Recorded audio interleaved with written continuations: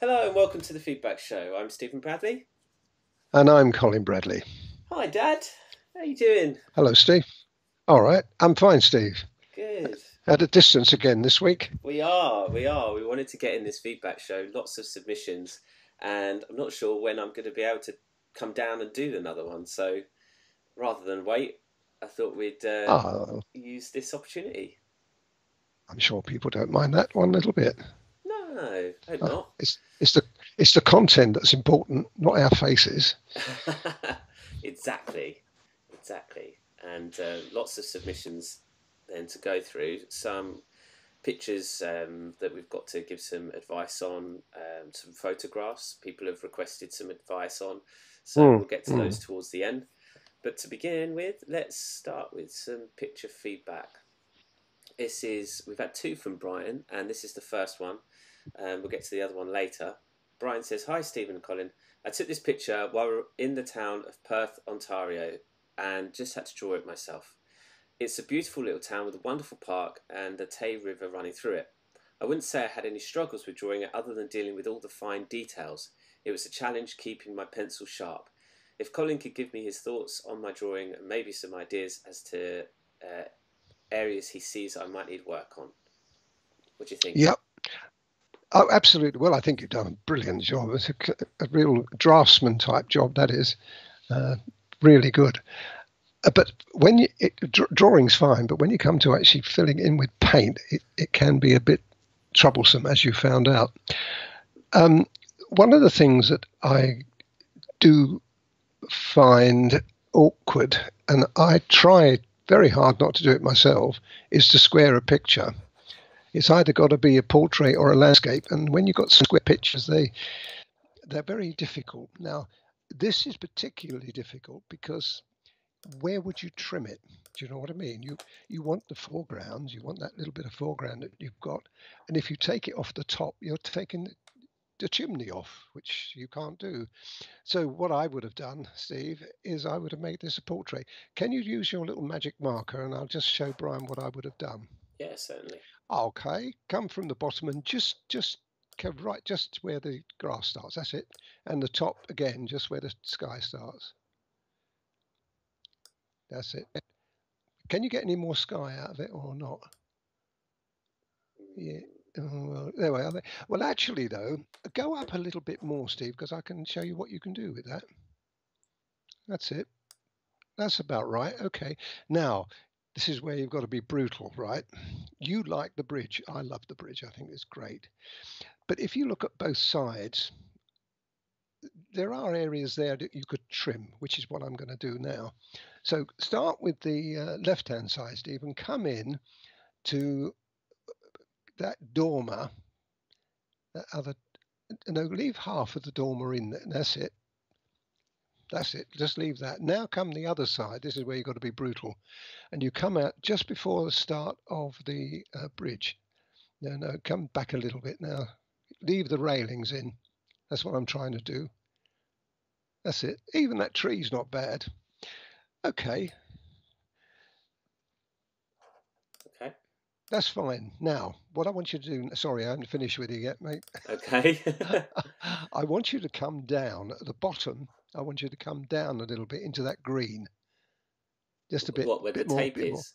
Yeah, yeah. Even though it shows the green, I still want it down. That's it. Now, that's better. That's fine. Now, that is a more acceptable picture. Now, I know you've trimmed, you've cut off bits, and it's very annoying to do that. But it's a better looking picture. I hope Brian agrees with me, and I hope you've got all the content, you've got all the things that are important there, but you've just taken a little bit off the side. So what do you do about the bottom and what do you do about the top? That's not a problem. You just continue the grass But as you've isn't got it that there. tape though, Dad? That's tape. That's green tape. I know. I'm talking about. Oh, is it? Oh, That this ah, paper runs ah. What? No, through no. underneath it. Look, Steve. I'm not actually suggesting Brian does this, right? Oh, I'm not suggesting he does it. I'm just suggesting that in the future, for future use, on the next picture, you consider doing what I'm telling you to do. yeah. You can increase the sky, that wouldn't be a problem, and you can increase the bottom of the picture, Yeah. that wouldn't be a problem, would it? You could Yeah. even do that, Steve. So Brian wouldn't have a problem, but it gives a better presentation. That's what we're looking at. The feedback show is giving is a presentation side. And I hope Brian agrees. If he doesn't, I'm sorry about that. Ignore completely what I've said. But that's how I would have produced that picture. All the contents there. Now, what can you do about it? Well, you still could probably do something about that, and that is, don't bother with it, with altering it again, Steve. You could come up to the edge of the grass, and you could come down to the beginning of the sky, and you could just trim a little bit more off the end, as long as you keep that red bridge in. Yeah. And that's the important thing. Well, that's You could what do it. it kind of focal point becomes. Absolutely. That's the thing your eyes are drawn to. So this Absolutely. composition is focusing on that. That's right. Yeah. Anyway, that's what I would have done. Now, another thing I would have done there is if you come on where the bridge, the red bridge on the right hand side, come in a bit where the stone bridge underneath meets the grass. Do you see what I'm talking about? No, don't do that. No, don't touch What do it. you mean? I'm just saying, Oh, use your pointer. Use your pointer to point it out to me. Come on, over a bit. Over, a long way over. what do you I want mean? it Red Bridge? where the red bridge. Oh, Okay, now coming where the stone bridge meets the red bridge underneath it, where you've got that very dark bit. That's it now. Okay, now come just that bit there, where the stone bridge there, okay, meets the grass, which is just to the right of where your pointer is. That's it, exactly. Now you could have made more of that, but if you look at the photograph that you've got, so how would you do that? The two things you can do, you can either darken the grass, make it darker, so you have that lighted bridge, which I think that's what I would do. But what you can't have is two lights together. Now you could say, well, hang on, I'll put a line down there. How many times have I said to you, don't put a line in? A line, when is a line not a line? When it's dividing it there, you see, and that's what you've done. So rather than put that line in, I would have made it a little darker on the other side. I hope I'm making sense. Am yeah. I? If I'm I not, think you are. Yeah, forgive because me. you need the bridge to stand out from the grass that's in the background. That's right. You need it But three dimensional. absolutely, you've got to use artistic license, though, Brian. Here, because you have nothing to go by. Your photographic reference Yeah. doesn't indicate anything. You can't go by that. In fact, on the photograph, it's hard to see where the bridge ends and the grass starts. So the natural inclination is to put a line down there. That's wrong, though. If on very, very rare circumstances, I actually put lines in, but it is rare. You don't see that often with me. There's another thing too. If we can go up while we're on the sub, otherwise, I think you've done a great job of that. I really do. Can we go up to the chimney now? And I've got more to say about that. Now, the other side of that, the other side of the chimney, that's it. When's a line not a line? You've done it again, a line. So how would you And I get can see around with why. that? You make the sky darker. Okay, right. I see. I know it's hard. I mean, what I'm saying to you, oh, yeah. But look at the photo. Go to the photograph for a minute, Steve. Yeah. Where's the line on that photograph coming down the chimney? There isn't one. Yeah, so that's an interesting tip. That I I think know. that's a lot of It's people can pick up on it's a that for their valuable future lesson. landscapes for sure. It's a valuable lesson. And this is what the feedback show is all about, to give you ideas.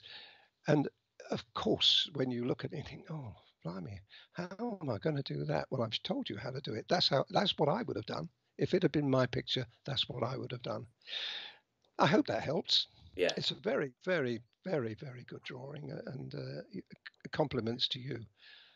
But it could have been improved by all those little things I've told you. Excellent. Thanks, Brian. Okay, next one, Michelle. Hi, Steve and Colin. I really enjoyed doing this Linus. It's the first intermediate one I've done, and I'm very happy how it turned out. The line itself, I didn't find that hard. It was a good challenge. It was the background that I found hard, especially the grass and blurring out the background. I would love to know what you think.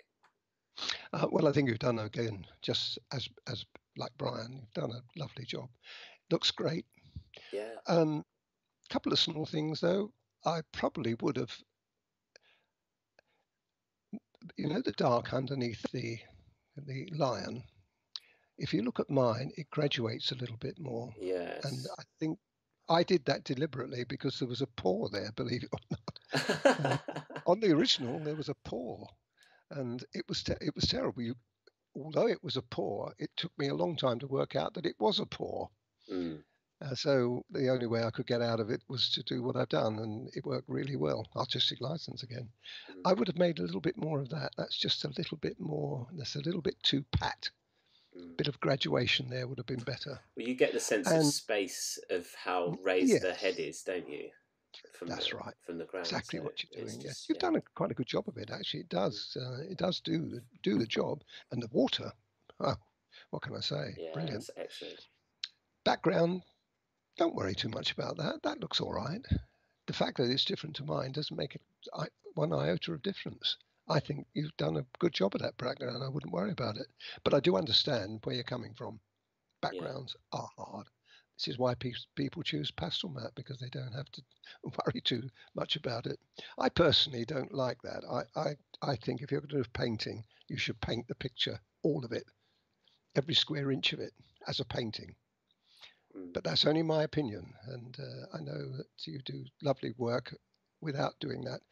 But it's a get out, Yeah. in my opinion. So you've done a really good job, and I really wouldn't worry. You've signed it, I see, and quite honestly, it would sell. You'd sell that picture. Well done. Wow. Well done, Michelle. That's for your first intermediate. Well done. Well, carry on now, because and it won't be long before you start the advanced ones either. At that rate. Fantastic. Fantastic. Well, speaking of pastel matte, this is Christine's picture that she's done of the My pug. goodness. And she said, "Hi, Stephen. I really enjoyed doing this picture. I've done it on a pastel matte board for a change. I didn't find any areas particularly challenging, but if Colin could give me some pointers, maybe I'm not seeing, that would be great." Yes, well, apart from the fact that we haven't got a background as such, but I do understand why. That's a really good choice of colour for the animal. And of course, one of the good things about this choice of colour is it comes through the picture. You can see the influence of that. If you look at mine, you see it's more white, where yours has got that browny look because you've done it on that paper. And there's nothing wrong with that. That's worked really well. So the only thing again that I would do, I don't like square pictures. How many times you can hear me say that? So all you would have to do is just lop a little bit off the eyes. If you can do that, Steve, just see what it looks like. Come in. Yeah, that's fine. That's perfect. Now the other side, about the same. What you want is the same distance. Yep, that's it. Perfect. Let it go. You see what a difference. Well, in my opinion, what a difference. It could be, of course, that you've got more of the bottom of that picture. I don't know whether that is actually the bottom. Might have been the photograph. You might have chopped it off a little bit. Yeah. Yeah. Well, you see, yes, you see, I can see what you did. You see, with mine, what I did, I lopped a bit of the ear off because I wanted to keep it portrait. Yes. Better presentation, but what you've got there is fine. You could do the same, actually. If you come a little bit in a little bit, do the same again, Steve. Just chop a little bit of that ear. That's it. Okay, stop it there. See what it looks like. See? Yeah, it's cute, that. It makes a difference, that. I think it does. I think it does. Once again, it's a good experiment, and you'll get away with the background more there as well. Had you done that, I wouldn't even commented on the background because there's very little of it there. Excellent. Well done, Christine. Great. Here we are. Brian's second picture here. I finished this one. I'm very proud of the way it turned out. My reference photo was 8 inches by 10 inches, and I do the picture on 11 inches by 14 inches Strathmore pastel paper, as I'm trying to draw much larger pictures to add to my artwork. I love the ombre paper I bought from Colin, and I'm wondering, does it come in any larger size? I decided to leave out on the tree on the left as the picture I wanted, I wanted my drawing to be more open. Can you ask Colin to comment on my composition? Look forward to your Certainly. reply. Yes, I can do wonders for you here. First of all, can I just point one thing out, Stephen? Where the distant bank of trees meets the water, you've got a line there that's it. That's that line. Now that should be straight. Look at the photograph for a minute. Where's that difference? There isn't one. Okay. You see what I mean? The line runs straight. When you've got a distance involved with water, you have to have straight lines in a situation like that. So that's what I would have done first of all. Okay. It's that small thing. It's only me picking up. No one else will pick that up, I doubt, very, very much. So you get away with this. But can you get the marker on the left-hand side and pull that picture in when I tell you to stop? Keep going. Stop. Stop. Stop. Yeah, that's all right. That's fine. Now do the same on the other side. What do we want is that little tree in. No, that's it. No, the little tree. Leave the little. Well, actually thinking about that. No, take the little tree out because then that makes the bigger tree a little bit more prominent. Okay, leave it at that for the moment and then do the magic come down and above. Now that is a better composition, in my opinion. And I agree with you, you've taken the tree out, the big tree on the left-hand side of your photograph, but you don't need it. But if you're going to do this, you need a better composition and a better balance. That, in my opinion, is a perfect balance. And if you sign that, you could send that out to and sell it. I'm almost certain. So it's the balance on the left hand side that it's too open. There's nothing there. Yeah, there's nothing there. So it just opens. So what you do is cut it out. It's like being brutal, you know, but you've got to be a little brutal to your pictures. Well, I've seen you be brutal to your pictures. There's a picture that you've given me of these incredible this credible landscape with these ladies and the tiles on the floor and the pillars and things, and you gave me the bits also that you cut off it. And you chopped like a third of the picture off, and it was just for composition. And I mean, the picture the bits that you gave me look absolutely stunning. But it's, again, you're saying being brutal. You've got to be brutal. Your picture, your subject, and your picture is the most important thing you have there, and I'm sure everybody will agree that. Well, again, you may not. Brian may not. He might be really upset that I chopped his picture. It's just this is your opinion, isn't it? It's your expertise. Well, it's a feedback show, and it's best to. But the trees on the right now really stand out. I mean, I'm looking at that now, thinking how lovely that is. But by just compressing it just that little bit. Now, of course, what I probably would have done there, if I'd have done the picture or copied the photograph, I would have done that on the photograph. I'd have chopped that on the photograph. Oh, yeah. In fact, I'll tell you what, there's another option you've got there, and that is to, do you want to just have a little play on the right-hand side of the photograph, Steve? Yeah. Let's go up from the bottom. Just a little bit, not very much, but a little bit on the bottom, just a little bit. You want to keep the bottom of that snow in. Yeah, that'll do, that's fine. Now come down at the top. You want to come right down to a little bit more. You want to come down, that's it, lovely. Now keep all those trees on the left-hand side, right-hand side, keep all those. Yeah. Now that, I wouldn't take it off. I just leave it as this, and I would include that tree now, if I was doing it, because now you've got like draws you through the trees into the water. If I was doing that picture, that's what I would have done. I would have done it like that. So just gives you an idea, doesn't it? It gives you an I mean, idea you're of saying your thought process as well, that's right. which I think is Yeah. interesting. I mean, and again, I think anybody looking at that picture now on that photograph would say, "Gosh, wouldn't that make a lovely picture?"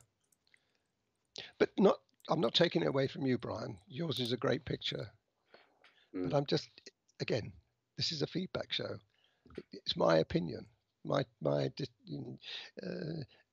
my decisions as to what I would do in a situation like that. Yeah. Oh, there you go. I hope that's helped Brian and anyone else watching as well. Okay, moving on to some advice now for people wanting to do their own pictures. This is from Sue. She says, "Hi Steve, I've been asked to draw a dog for a little old lady friend of mine. I'm now on take 5. Every time I show her the picture, she asks me to make it darker or a deeper red, and now the paper is getting crushed, so I'm going to have to start again. It is a reddish colour, which I was quite happy with, to be honest. I thought I'd nailed it, but my sweet little old lady friend is proving to be a hard taskmaster.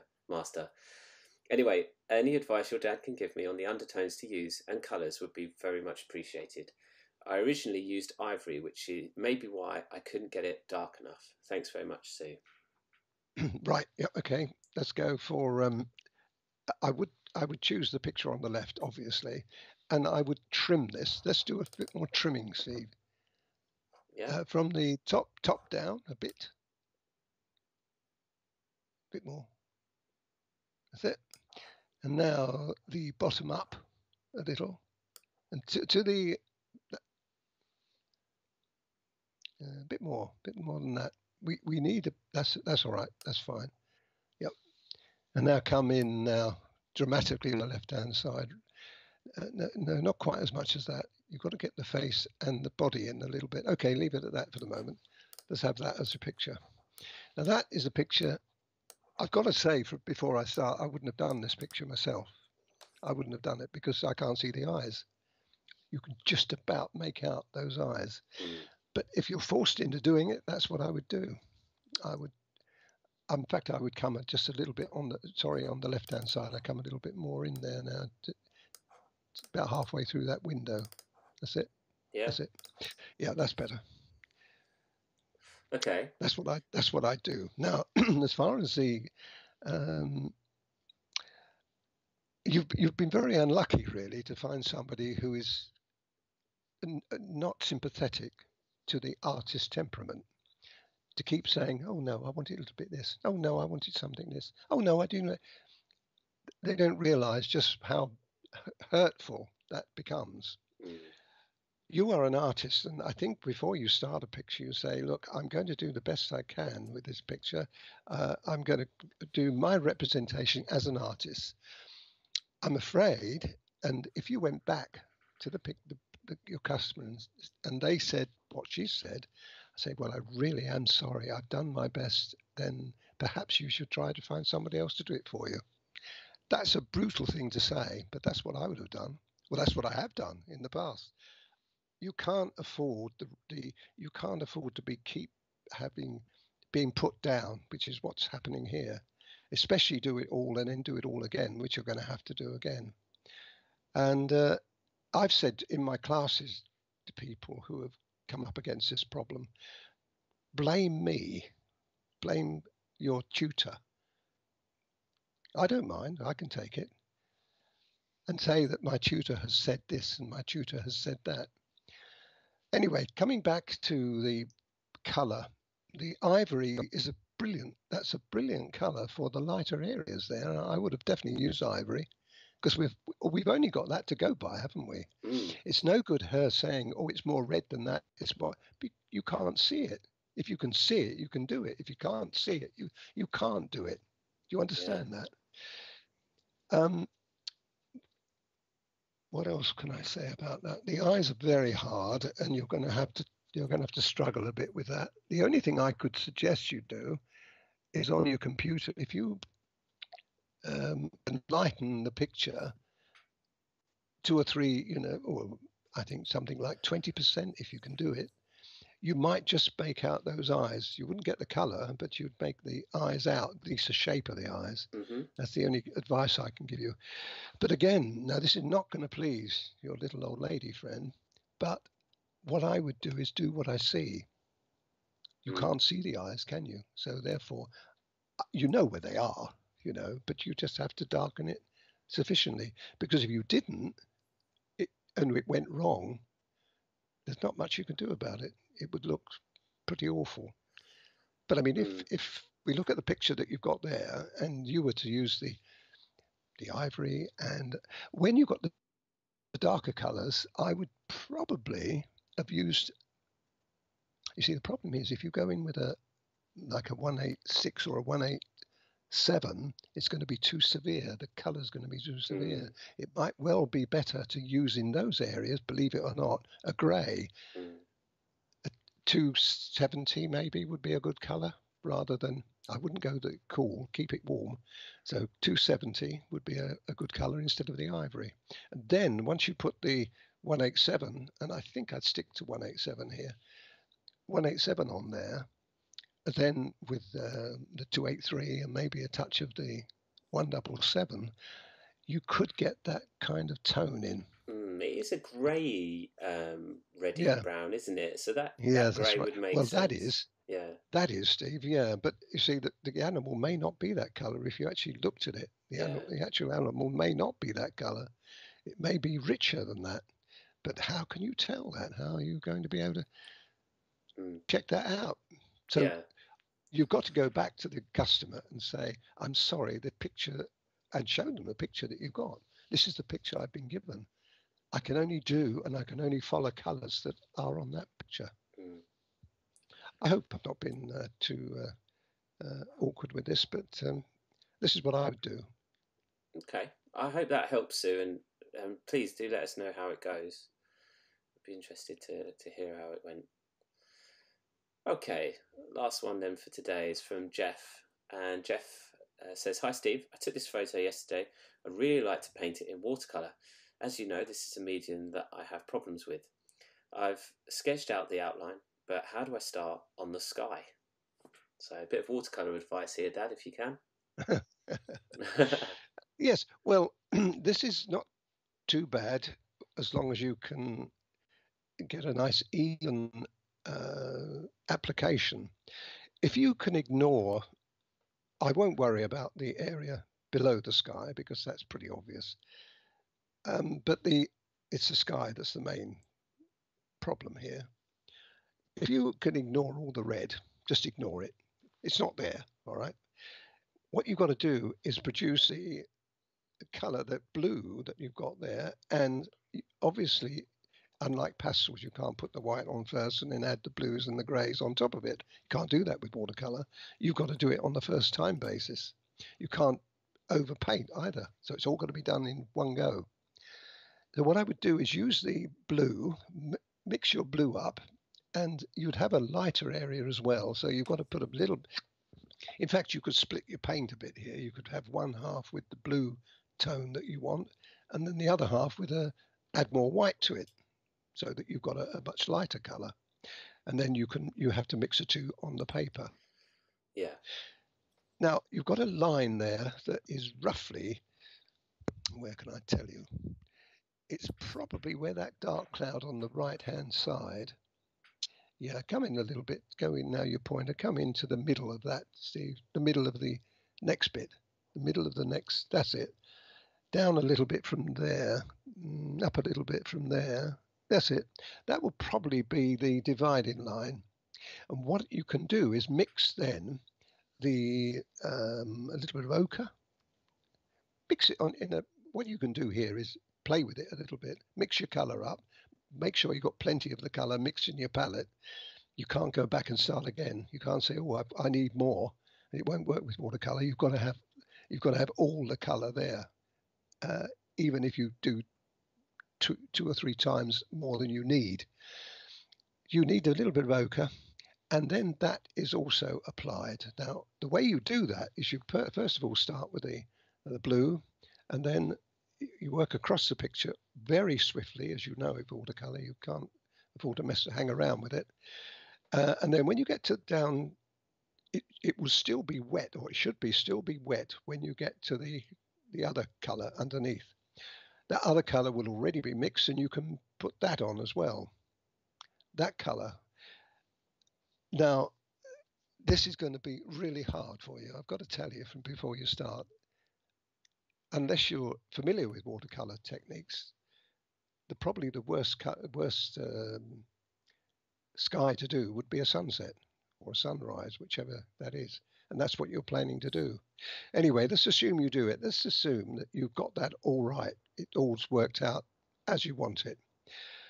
Then you mix your colours for the reds and the dark Payne's grey probably would be working in there. I can't tell you the colours. You'll have to find out that for yourself. Now, you can only do this when the original colour is dry. So you've got to wait until the blue and the ochre is all dry. Okay? Then once that's dry, you can then brush that on. You can then brush the colours that you've made up, the reds and the ochres and that little bit of yellow on there, into it. That's how I would do it. Okay. But I've got to tell you, I would have done that in pastel. Pastel pencil, no problem. Yeah. It doesn't look easy in watercolor, but it's I've done a few sunsets, Steve, and you may have seen a few of my watercolor sunsets. I've sold quite a few as well, because I used to, when I first started with watercolor, sunsets, snow scenes, and my local scenes were my mainstay of my business. I sold a lot of them. Right. So I know how to do it, but to tell you how to do it, explain to you, it's very hard. And even if I could, unlike pastel pencil, it's something that is instinctive, watercolor. Yeah, it's got it or you haven't. And it's in the moment as well. You know, you may have to adjust things as you go, or adjust colours as you go. It's not right. it's not quite as set, but I hope that advice has helped, and I hope that's given you enough to go on to get started. And Jeff, let us know, and we'd really love to see how it turned out. Okay, excellent. That's all the submissions for this time. Keep them coming in. Feedback is available to all the members of our website, so if you're interested in joining us, learning how to draw using pastel pencils, we have some watercolour tutorials on there as well. Go to colinbradleyart.com and join any one of our membership plans starting from $3.99 a month. And then this service, this feedback show, is available to you. So all you have to do is email us your picture and your reference photo if it's not one of our projects, and just let us know any areas that you need help with, and then we can just put them on the show as you've seen today and help as best we can. Excellent. Thanks, Dad, for all your advice. That's all right. A lot of interesting stuff there, wasn't there? I think so. I think there's some real good variety in there. And a lot of tips, yeah. But if anybody out there is interested, whenever I get a new project to start, I have the same trepidation that you all do. I think, gosh, how am I going to handle this? And you know that I've sent you a couple of pictures recently where I changed my mind. And I've done it again, Steve, on the latest picture. You know, I told you I changed my mind on that other one. I did here too. Now, if it had been in watercolor, you wouldn't stand unearthly. You'd have to accept it. Yeah. But there was a section of this picture which I've almost finished. I've just got another hour or so to finish it off. That I look back on it, I thought, I don't like that. I really don't like that. So I had to get rid of it. I had to rub it out. Wow. And folks, when eventually you see it, you will see me do it as well. I don't hold back. That's the good thing about the video. You see it. All of it, yeah. All the imperfections and everything. Yeah, that's good though. That's really good.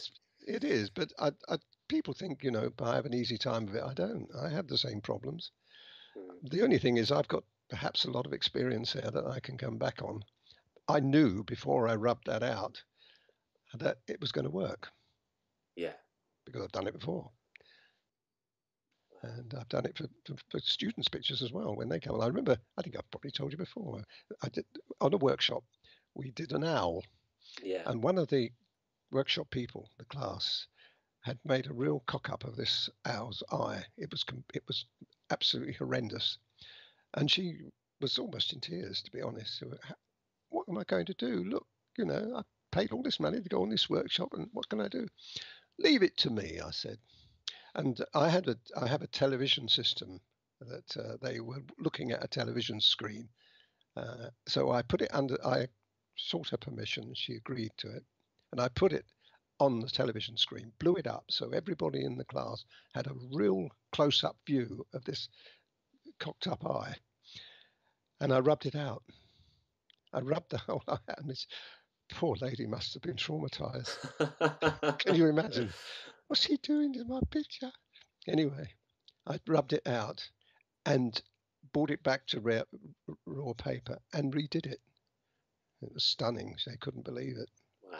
So this just shows you what the pastel pencil is just capable of. And we always say the magic of the pastel pencil, and it is. Mm. And she was absolutely thrilled to bits, as you can imagine. I told her not to tell anybody, though, that I did the eye. When she takes it home and puts it on her wall, which she probably would have done because it turned out well.